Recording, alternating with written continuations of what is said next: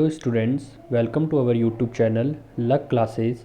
पिछली क्लासेस में हमने चैप्टर 1.1 के एक्सरसाइज 1.1 के कितने क्वेश्चन देख लिए थे। फर्स्ट क्वेश्चन हमने देख लिया था।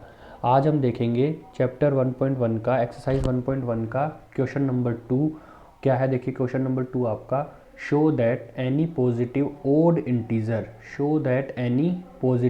Integer is of the form 6q+1, 6q+3 और 6q+5 where q is some integer.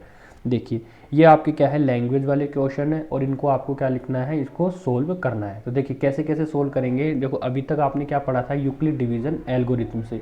ये क्वेश्चन भी उसी तरीके से आपका सोल्व होना है। किससे? यूक्लिड डिवीजन एल्गोरिथम से। क्या थी देखिए आपके यूक्लिड डिवीजन एल्गोरिथम क्या थी आपकी, ये स्टेटमेंट होता था a इज इक्वल्स टू क्या होता था, ये आपका BQ+R, जहाँ पर आपके r की वैल्यू क्या होती थी आपके, या तो 0 या 0 से बड़ी, और यह किससे छोटी, आपके डिविडेंड से आपके ये छोटी, डिवीजर से ये आपकी क्या होती थी, छोटी होती थी। देखिए तो कैसे करेंगे इस क्वेश्चन के स्टार्ट। जो भी आपको क्वेश्चन में दिया हुआ है, देखिए यहाँ पे जैसे दिया हुआ है शो दैट, जो भी आपको दिखाना है, जैसे यहाँ पर क्या दिखाना है, पहले पॉजिटिव ओड इंटीजर, तो हमको एक नंबर मान लेना है। तो मैंने मान लिया let a be the positive odd integer and b is equals to 6। देखिए यहाँ पर a तो क्या मान लेंगे, जो यहाँ पर आपको गिवन होगा। जैसे यहाँ पर क्या है, पॉजिटिव ओड इंटीजर, तो a को मैंने क्या मान लिया, पॉजिटिव ओड इंटीजर मान लिया। और यहाँ पे देखो आपको जो इस b को क्या मानना है, आपको जो भी इस क्वेश्चन में आपको प्रूव करने के लिए कह रहा है ना, और जो भी आपको इसके आगे लिखा हुआ दे, जैसे यहाँ पे दे देगा अभी, कभी 6 देगा, कभी 3 भी देता है, कभी 9 भी देगा, तो इसके जस्ट ये जो भी नंबर लिखा हुआ है, जैसे यहाँ पे लिखा हुआ है क्या है, 6 लिखा हुआ है, तो b को आपको वही चीज़ मान लेनी है। क्या मान लेना है आपको, b को 6 मान लेना है। अब इनमें क्या लगाना है, देखो अब इसका मतलब क्या हुआ, a आपका क्या हो गया, यहाँ पे आपका एक तो नंबर हो गया a और एक क्या हो गया आपका 6। अब इन दोनों में हमको क्या लगानी है, यूक्लिड डिवीजन एल्गोरिथम लगानी है। क्या था देखो, यूक्लिड डिवीजन एल्गोरिथम से मैं क्या लिख सकता हूँ इसको, यहाँ पर क्या लिख सकता हूँ, देखो बाय यूक्लिड डिवीजन लेमा, मैं इसको क्या लिख सकता हूँ, a इज इक्वल्स टू क्या लिख सकता हूँ, 6m+r। देखिए मैंने यहाँ पर m क्यों लिखा, जबकि स्टेटमेंट में तो यहाँ पर q होता था, हमने q पढ़ा था ना। देखो ये भी वही चीज़ है, लेकिन क्या है, जैसे क्वेश्चन में यहाँ पर अगर आपको q दिया हुआ है, तो यहाँ पर आपको q ना दे लेकर और कुछ एज्यूम करना है। ठीक है, जैसे अगर यहाँ पर m होता तो मैं यहाँ पर q इसको एज्यूम कर सकता था, मान सकता था, लेकिन अगर यहाँ पर q है तो यहाँ पे आपको एक अलग इंटीजर आपको लेना है। ठीक है, क्योंकि देखो हम सेम क्यों नहीं ले सकते, क्योंकि फिर वो क्या हो जाएगा, हमारे क्वेश्चन से ही वो मिल जाएगा। तो हमको क्या करना है, पहले अलग से मानना है और फिर उसको बाद में उसी के इक्वल दिखाकर, और फिर हमको उसको m को q से ही रिप्लेस करना है। देख लेंगे कैसे। तो हम देखो क्या लिख सकते हैं, हम यहाँ तक a इज इक्वल्स टू हमने क्या लिख दिया, 6m+r, और ये हमारी क्या हो गई, इक्वेशन नंबर फर्स्ट। अब देखिए यहाँ पर देखो, जहाँ पर क्या होता है, r की वैल्यू क्या होगी, आपको पता है 0 से तो क्या होती है, या तो 0 या 0 से बड़ी, और r की वैल्यू क्या होती है, इसके डिवीज़र से छोटी। हमने डिवीज़र क्या माना है, देखो यहाँ पर 6, तो 6 से क्या होगी, छोटी। मतलब जो आपकी r की वैल्यू होगी वो कहाँ पर लाई करेगी, 0 और 6 के बीच में आपके वो लाई करेगी। और m मैंने यहाँ पर क्या मान लिया, सम इंटीजर। ठीक है, जैसे देखो ये इसी तरीके से है, जैसे मैं मान ले इस तरीके से हो गया यहाँ पे। ओके, मैंने इस तरीके से इसको कोई डिवाइड करता हूँ। जैसे मैंने क्या किया, a को मैंने अभी 6 से डिवाइड किया, तो मेरा ये मान लो कि m टाइम्स गया ये। ठीक है, कितनी टाइम्स गया ये, m टाइम्स गया है, और रिमाइंडर इसका कुछ बचा है। ठीक है, तो उसी फॉर्म में लिखा है, देखो हमने इसको a is equals to 6m+r। Okay, अच्छा r की वैल्यू कहाँ पर होगी, ये या तो 0 या 0 से बड़ी, और क्या होगी, 6 से छोटी। तो r की पॉसिबल वैल्यू क्या क्या हो सकती है, यहाँ पे देखो 0 हो सकती है, 1 2 3 4 और 5 हो सकते हैं। 6 हो सकती है कि नहीं, 6 से क्या होगी, ये छोटी होगी, 6 से क्या होगी, ये छोटी होगी। ओके, अब देखिए अब आपको कैसे सोल्व करना है, आपको r की जो भी आपको वैल्यूज है ये एक एक करके आपको पुट करती जानी है। ठीक है, या तो आप पूरा सोल्व करो, एक एक करके पुट करते रहो, या फिर आप डायरेक्ट भी देख सकते हो। जैसे यहाँ पर पहले मेरे को क्या चाहिए, 6q+1 इस फॉर्म में चाहिए। ठीक है, जबकि मेरे पास यहाँ पर क्या है, a is equals to 6m+r। देखो उसी फॉर्म का है ना, मैंने क्या बोला, m को आपको q ही मानना है। ठीक है, m को आपको q ही मानना है, क्योंकि इनको उसको हम बाद में भी रिप्लेस करेंगे, लेकिन क्वेश्चन में यहाँ पर q दिया हुआ था, इसलिए हमने यहाँ पर क्या माना है, m। अब खुद सोचिए, अगर मैं यहाँ पर r की जगह पे मैं 1 लिख दूँ तो ये इसकी तरह हो जाएगा ना, बिल्कुल। ठीक है, तो मैं यहाँ पर क्या करूँगा, 0 ना लेके मैं डायरेक्ट यहाँ पर क्या पुट कर दूंगा, 1। देखिए यहाँ पे put r is equals to 1 in equation number first, ये ठीक है। तो मेरा क्या आया, देखो यहाँ पे a इज इक्वल्स, देखो मैं इसमें पुट कर रहा हूँ, तो a इक्वल्स टू क्या आया मेरा यहाँ पे, 6m+1। ठीक है, a की जगह पे a, 6 की जगह पे 6, m की जगह पे m, और r की जगह पे मैंने क्या पुट कर दिया है, मैंने 1 पुट कर दिया तो यहाँ पर क्या आ गया, मैंने 1 कर दिया। ठीक है, अब देखो लेकिन अब मेरे को देखो यहाँ पर क्या चाहिए था m, जबकि यहाँ पर क्या है आपका q। देखो m भी हमने क्या माना है यहाँ पर एक कोई इंटीजर माना है, और q भी क्या है देखो यहाँ पे आपका कोई, देखो ये रहा वेयर q भी क्या है आपका कोई इंटीजर ही है। तो हम इसको क्या करते हैं, रिप्लेस कर सकते हैं। तो देखो मैंने क्या कर दिया यहाँ पे a इज इक्वल्स टू क्या लिख दिया 6q प्लस r।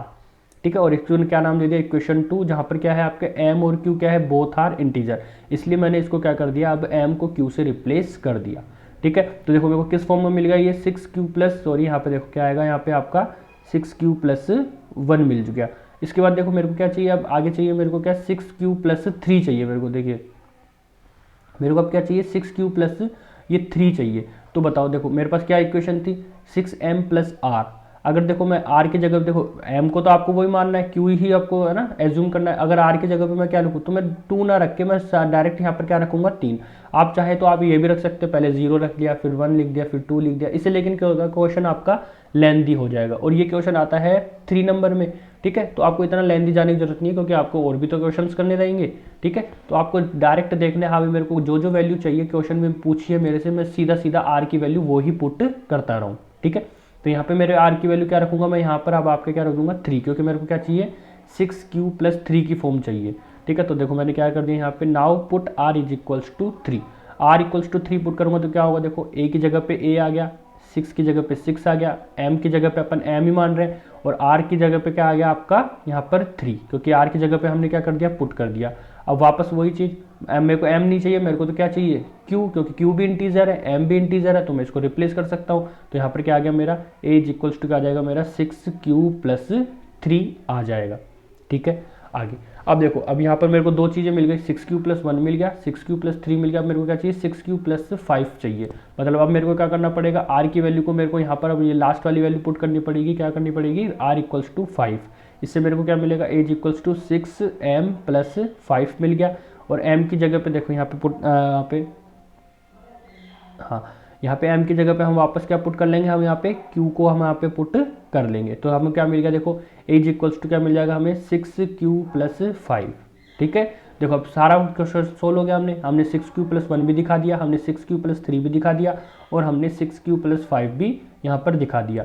तो हम देखो अब नेक्स्ट पेज में हम क्या लिख सकते हैं, तो आपका यहाँ पे क्वेश्चन सोल्व होता है, तो हम क्या कह सकते हैं फ्रॉम इक्वेशन 2, 3, 4, जो हमने इक्वेशन को नाम दिए थे, देखो यहाँ पे इक्वेशन नंबर 2, इक्वेशन नंबर 3 और इक्वेशन नंबर 4, ये हमने नाम दिए तो क्या कह सकते हैं हम, from equation 2, 3, 4 we can say that any positive odd integer, यही था हमारा क्वेश्चन, पॉजिटिव ऑड इंटीजर है वो किस फॉर्म में होना चाहिए, is of the form of 6q plus 1, sorry यहाँ पर क्या आएगा आपका ये प्लस। ठीक है, 6q plus 1, 6q plus 3 and 6q plus 5।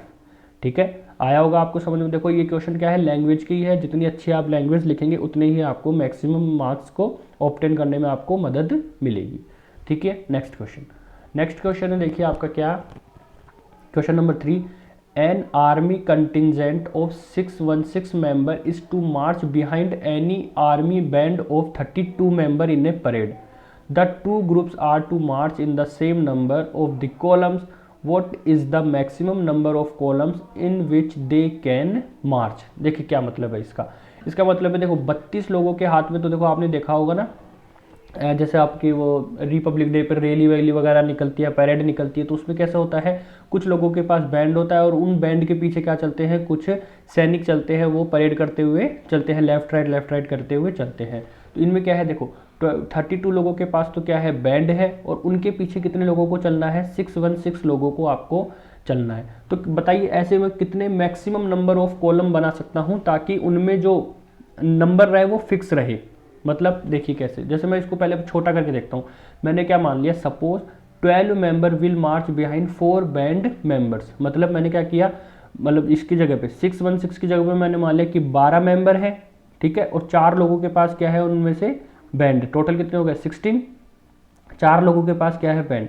तो बताओ किस तरीके से अरेंज कर सकते हो, आप कह सकते हो, देखिए मैं बताता हूँ, देखिए मैं देखो लाल वाले मालूम आता है इनके पास क्या है बैंड है, तो कैसे कैसे कैसे आप इनको बना सकते हैं। तो पहली कंडीशन आप कह सकते हैं, मान लो चारों बैंड इस तरीके से आपके 1, 2, 3, 4, इन चारों लोगों के पास बैंड है, और इनके पीछे कितने लोग हैं 12 मेंबर।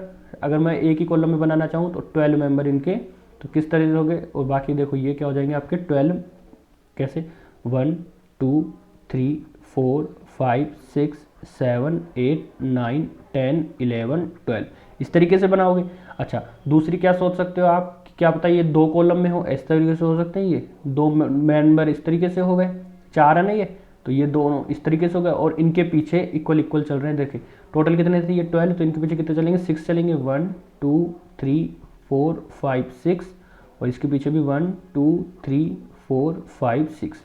ठीक है, एक कंडीशन क्या कह सकते हो आप कि सर क्या पता ये चारों 4 कॉलम में हो, इस तरीके से 1 2 3 4 और इनके पीछे कितने मार्च करना है वो आपको 12, तो कैसे मार्च करेंगे वो आपके 1 2 3, देखो सेम होने चाहिए, देखो 1 2 3 1 2 3 और 1 2 3, देखो है ना, देखो इसमें एक ही कॉलम था सीधा, ठीक है, इसमें 2 कॉलम है और इसमें कितने हैं 4 कॉलम है। ठीक है, तो मैक्सिमम नंबर ऑफ कॉलम्स का है, यहाँ पर तो आपका 1 कॉलम है, यहाँ पे आपके 2 कॉलम्स है और यहाँ पे कितने हैं आपके ये 4 कॉलम्स है, तो मैक्सिमम नंबर ऑफ कॉलम्स कहाँ पर आए आपके इधर ये।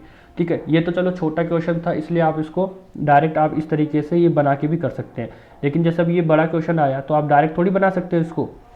तो अभी आप देखो क्या है, आप ये डायरेक्ट पता लगा सकते थे कि 4 कॉलम भी हो सकते हैं, मैक्सिमम नंबर ऑफ कॉलम देखो यहाँ पे मैक्सिमम नंबर ऑफ कॉलम 4 हो सकते हैं, आप डायरेक्ट भी बता सकते थे। कैसे, जो भी देखो आपके यहाँ पर क्या है 12 और 4 है, अगर आप इन दोनों का HCF लेते, देखिए HCF ऑफ, अगर आप 12 और 4 का HCF लेते हैं तो आपका क्या आता है HCF आपको निकालना आता है, चाहे आप यूक्लिड डिवीजन से निकाल लीजिए, चाहे आप किससे निकाल लीजिए, प्राइम फैक्टर करके भी निकाल लीजिए। देखो 4, तो मैक्सिमम नंबर देखो यहाँ ही बनी, देखो आपका ये 4।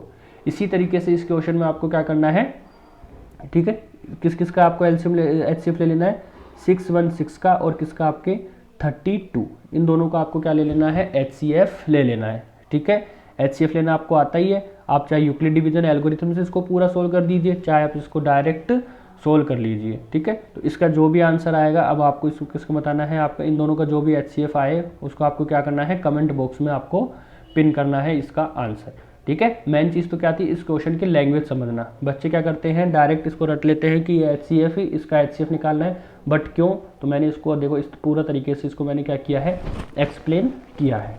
ठीक है, आई होप आपको समझ में आया होगा। अब इस बाकी के दो क्वेश्चन है वो हम इसके अगली नेक्स्ट क्लास में करेंगे। ठीक है, अगर आपको ये हमारी मेहनत पसंद आई हो तो लाइक कीजिए, शेयर कीजिए और इस चैनल को ज़रूर से आपको सब्सक्राइब करना है। बाय।